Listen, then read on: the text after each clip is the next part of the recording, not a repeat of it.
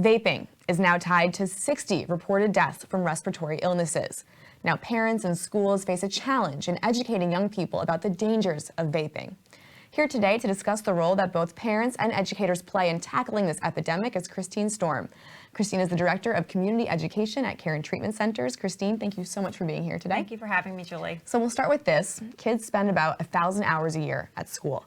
They spend about 5,000 hours a year with their families. So who plays a larger role in educating kids about the dangers of drugs?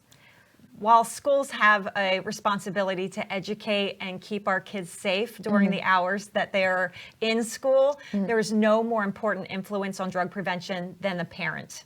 And the trends here, they're constantly changing. Yes. When it comes to drugs, just last week we saw that dabbing THC is now popular amongst kids. Yes. How do parents stay in front of these changing trends? So it's about arming themselves with education, and something that we have available at Caron now that could be really helpful in doing that is our digital learning platform. This is free of charge, and it allows parents from across the country to access these programs at a time, a place, and at a pace that's going to work for them. So one of our programs is on vaping and marijuana trends, and it really helps parents to understand how the landscape of the cannabis industry has changed over the years.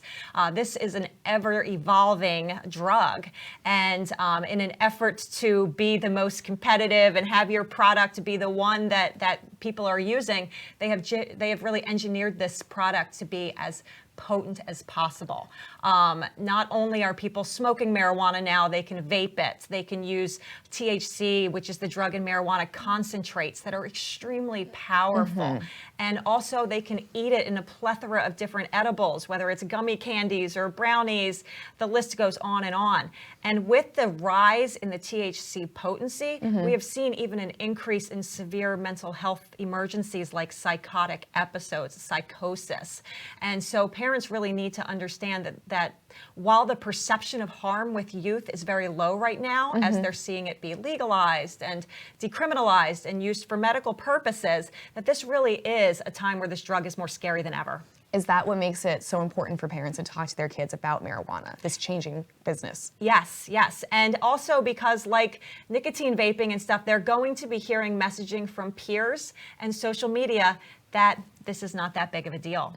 And we know at Caron and other professionals that work with folks that are struggling with substance use disorder, we know that this can be an extremely scary drug.